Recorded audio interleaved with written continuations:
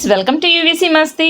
సూర్యకాంతం ఆమె పేరు చెబితే చాలు కోడళ్లకు భయం. తెలుగు నేలపై ఆ పేరు పెట్టుకోవడానికి గాని పిలుచుకోవడానికి గాని ఎవ్వరూ ఇష్టపడరు. అంతలా తన పాత్రలతో ప్రేక్షకుల మదిలో చెరగని ముద్ర వేసిన నటి సూర్యకాంతం గారు. కోడళ్లను ఎన్ని రకాలుగా హింస పెట్టాలి, భర్త నోరు ఎలా మూయించాలి, ఇంటి అల్లుడితో ఎలా ఆడుకోవాలి, కూతుర్ని గారాబంగా ఎలా పెంచుకోవాలి తెలియాలంటే సూర్యకాంతం గారు పోషించిన పాత్రలు చూస్తే చాలు. ఇంతకు మించిన గయ్యాలిగా ఇంకొకరు నటించలేరు అన్నట్టుగా ఆమె ఆ పాత్రలకు ప్రాణప్రతిష్ఠ చేశారు. తెరపై ఆమె కనిపించదు, ఆమె పాత్ర మాత్రమే కనిపిస్తుంది. తెరపై ఇంత గయ్యాలిగా నటించిన సూర్యకాంతం గారు నిజ జీవితంలో మాత్రం ఎంతో సున్నిత మనస్కురాలు. ఎంతో మందికి అమ్మగా, అత్తగా, బామ్మగా నటించిన సూర్యకాంతం గారికి నిజ జీవితంలో పిల్లలు లేరు. తన జీవితంలో ఎంతో వైభవాన్ని చూసిన ఆమె చివరి రోజుల్లో నమ్మిన వాళ్లే మోసం చేయడంతో మనోవేదన అనుభవిస్తూ చనిపోయారు. అసలు ఆమెకు ఈ పరిస్థితి ఎందుకు వచ్చింది, ఆమె భర్త ఎవరు,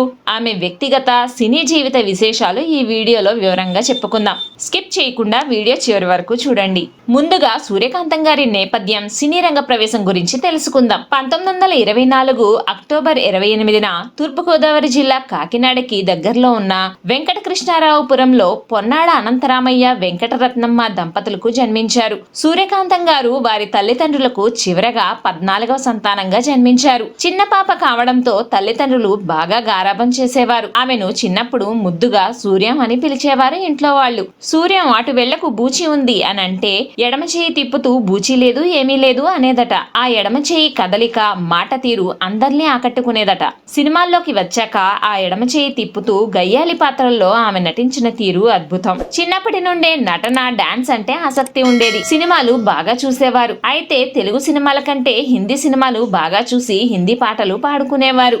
ఈమె 8వ తరగతికి వచ్చేసరికి వారి నాన్న అనంతరామయ్య గారు చనిపోయారు. స్కూల్లో వేసే నాటకాల్లో చలాకీగా పాల్గొనేవారు. నటన మీద ఇంట్రెస్ట్ తో వీరి బంధువు బాలాంతరపు ప్రభాకర్ రావు గారి హనుమాన్ నాట్య మండలిలో చేరి పలు నాటకాల్లో పాల్గొని నాటకాల మీద పట్టు సాధించారు. ఈ నాటకాలు మద్రాసులో కూడా వేసేవారు.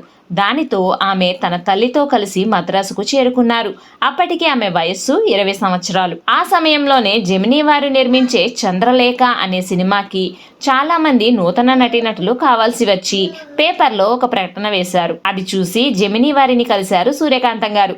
ఓ చిన్న పాత్ర ఇచ్చి కాంట్రాక్ట్ పద్ధతిన అగ్రిమెంట్ కూడా రాయించుకున్నారు. చంద్రలేఖ సినిమాకి పాటలు పాడుతున్న పి లీలా గారు లొడలొడ వాగుతున్న సూర్యకాంతం గారిని చూసి ఆమె చలాకీతనం నచ్చి ఏదైనా అవకాశం ఇప్పిద్దామని డైరెక్టర్ సి పుల్లయ్య గారికి పరిచయం చేశారు. పుల్లయ్య గారు కూడా సూర్యకాంతం గారి చలాకీతనం, మాటల్లో వ్యంగ్యం గమనించి నారద నారది అనే పౌరాణిక సినిమాలో వేషం ఇచ్చారు. ఈ విషయం తెలిసిన జెమినీ సంస్థ వారు మా దగ్గర కాంట్రాక్ట్ లో ఉన్నావు కదా, బయట సినిమాల్లో నటించకూడదు అని అన్నారు. దాంతో పుల్లయ్య గారు కూడా మన తెలుగువారే, ఆయన సినిమాలో అవకాశం వదులుకోలేను అని సూర్యకాంతం గారు చెప్పేసరికి జెమినీ స్టూడియో వారు ఆమెకి ఇచ్చిన అడ్వాన్స్ కూడా తీసుకోకుండానే కాంట్రాక్ట్ ని రద్దు చేసేశారు. ఈ విధంగా తను మొదటిసారి నటించిన నారద నారది సినిమా 1946లో రిలీజ్ అయింది. ఈ సినిమా తర్వాత హెచ్ఎం రెడ్డి గారు ధర్మాంగద సినిమాలో ఓ అవకాశం ఇచ్చారు. ఈ సినిమా సూర్యకాంతం గారికి కొంచెం పేరు తెచ్చిపెట్టింది. ఆ తర్వాత సౌదామిని అనే సినిమాలో హీరోయిన్ గా అవకాశం వచ్చింది. ఆ సమయంలోనే కార్ యాక్సిడెంట్ అవడంతో హీరోయిన్ గా వచ్చిన అవకాశం వదులుకోవాల్సి వచ్చింది. 1950లో వచ్చిన సంసారం సినిమాలో రేలంగి గారికి తల్లిగా గయ్యాలి పాత్రలో నటించారు. గయ్యాలిగా ఆమె పాత్ర సినిమాకే హైలైట్ అయింది. ఇక అప్పటి నుండి ఆమె వెనుతిరిగి చూసుకోవాల్సిన అవసరం రాలేదు. ఇదే సంవత్సరం ఆమెకు బాగా కలిసి వచ్చిందని చెప్పాలి. ఎందుకంటే ఇదే సంవత్సరంలో ఆమెకు పెళ్లి కూడా జరిగింది. ఆ వివరాలు ఏంటో చెప్పుకునే ముందు చిన్న రిక్వెస్ట్ ఫ్రెండ్స్, మన ఛానల్లో వీడియోలను చాలా మంది చూస్తున్నారు కానీ సబ్స్క్రైబ్ చేసుకోవటం మర్చిపోతున్నారు.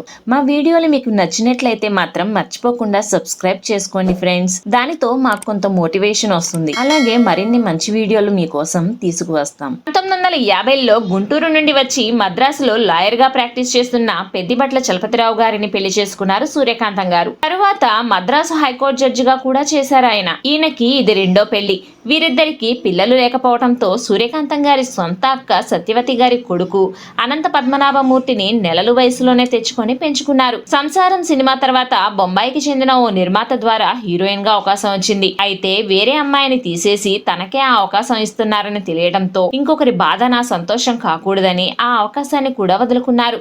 సంసారం సినిమా తర్వాత వరుసగా గయ్యాలి పాత్రల్లో నటించారు. గయ్యాలి పాత్రలో విభిన్న కోణాలు చూపి ఆ పాత్రకి వన్నె తెచ్చారు. ఆ తర్వాత 1953లో వచ్చిన కోడరికం సినిమా ఆమెకి ఎంతో పేరు తీసుకొచ్చింది. నాగిరెడ్డి గారు, చక్రపాణి గారు, సూర్యకాంతం గారు లేకుండా వారి సినిమాలు తీసేవారు కాదు. చాలా సినిమాల్లో రేలంగి సూర్యకాంతం, రమణారెడ్డి సూర్యకాంతం, ఎస్వి రంగారావు సూర్యకాంతం కాంబినేషన్స్ మంచి సక్సెస్ అయ్యేవి. సూర్యకాంతం అభినయం చాతుర్యం ముందు ఎన్టీఆర్, ఏఎన్ఆర్ అయినా సరే గజగజ వణికిపోవాల్సిందే. నిస్సహాయురాలైన భర్తలుగా రేలంగి, రమణారెడ్డి, గుమ్మడి, ఎస్వీఆర్, నాగయ్యలు కూడా ఆమె నటన ముందు బలాదూరే. మహానటి సావిత్రి, జమున వంటి ఎంతో మంది నటీనటులు కూడా సూర్యకాంతం చేతిలో చీపురు, గరిట దెబ్బలు, శాపనార్థాలు తిన్నవారే. హాస్యం పేరుతో ఆవిడ ముక్కు, కళ్ళు, నోరు తిప్పుతూ ఎప్పుడూ వికృత చేష్టలు చేయలేదు. తన సంభాషణ చాతుర్యంతో, ఎడమ చేతి వాటంతో తన బాడీ లాంగ్వేజ్ జనాన్ని హాయిగా నవ్వించేది. ఆ రోజుల్లో రేలంగి, రమణారెడ్డి, ఎస్వీఆర్లతో ఆవిడ జోడీ ఉందో లేదో ఆరా తీసి మరీ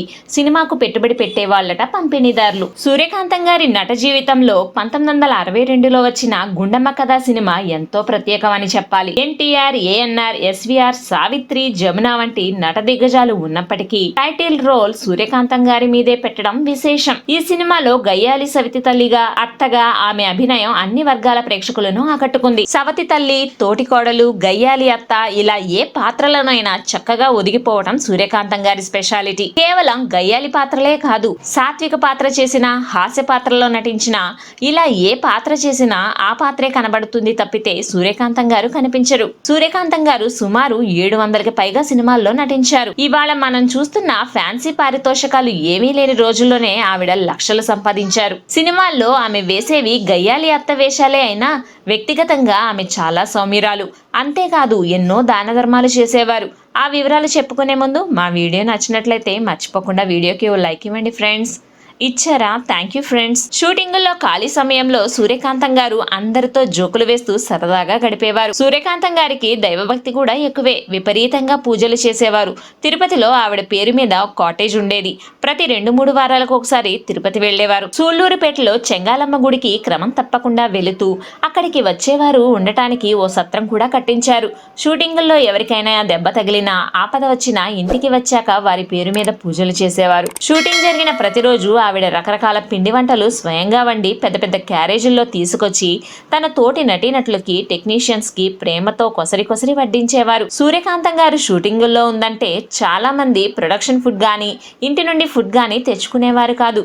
సూర్యకాంతం గారు వంటల మీద ఓ పుస్తకం కూడా రాశారు. ఈ పుస్తకం అప్పట్లో ఎక్కువగా ముద్రణ అయింది. మనుషుల్ని స్థాయితో సంబంధం లేకుండా అభిమానించేవారామె. ముసలితనంలో ఆదరణకు నోచుకొని రంగస్థల కళాకారులు ఎంతో మందికి డబ్బిచ్చి ఆదుకున్న గొప్ప మనిషి ఆమె. వికలాంగులకి, గ్రంథాలయాలకి, సాంస్కృతిక సంస్థలకి, వృద్ధ కళాకారులకి గుప్తదానాలు చేసేవారు. కానీ ఎక్కడ ఎవరికి చెప్పుకునేవారు కాదు. కానీ సహాయం కోసం వచ్చిన వారందరినీ గుడ్డిగా నమ్మేవారు కాదు. నిజంగా వాళ్ళకి ఆపద వచ్చి లేదా అని కనుక్కొని మరీ దాన ధర్మాలు చేసేవారు. అనవసరం అనిపిస్తే చిల్లి గవ్వ కూడా ఇచ్చేవారు కాదు. మనం ఏం చేసినా గుడ్డిగా చేసేయకూడదు అని అందరికీ చెప్తుండేవారు. వీటన్నింటితో పాటు ఆమెకి వ్యాపార దృక్పథం బాగా ఉండేది. పాత కార్లు కొని వాటిని రిపేర్లు చేసి పెయింటింగ్ వేసి అమ్మేవారు. అలాగే పాత ఇల్లును కొని వాటికి కూడా చిన్న చిన్న మరమ్మతులు చేయించి పెయింటింగ్ వేయించి అమ్ముతుండేవారు. ఆవిడికి రావాల్సిన బాకీని ముక్కు పిండి మరీ వసూలు చేసేవారట. మేకప్ కిట్లు విదేశాల నుండి తెప్పించి మేకప్ మ్యాన్లకి అమ్మేవారు. ఆర్థిక లావాదేవీల విషయంలో నిక్కచ్చిగా ఉండేవారు. 1990 ప్రాంతం వచ్చేసరికి సూర్యకాంతం గారికి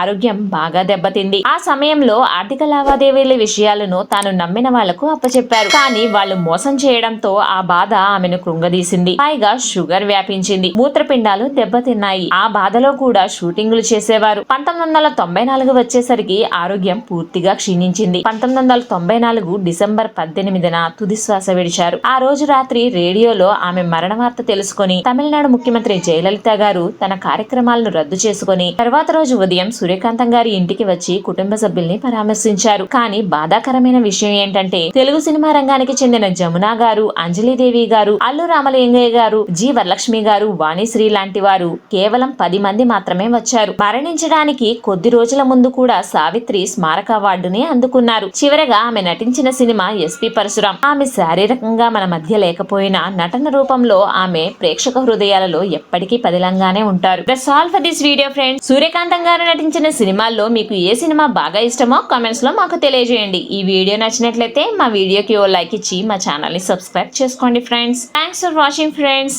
జై హింద్.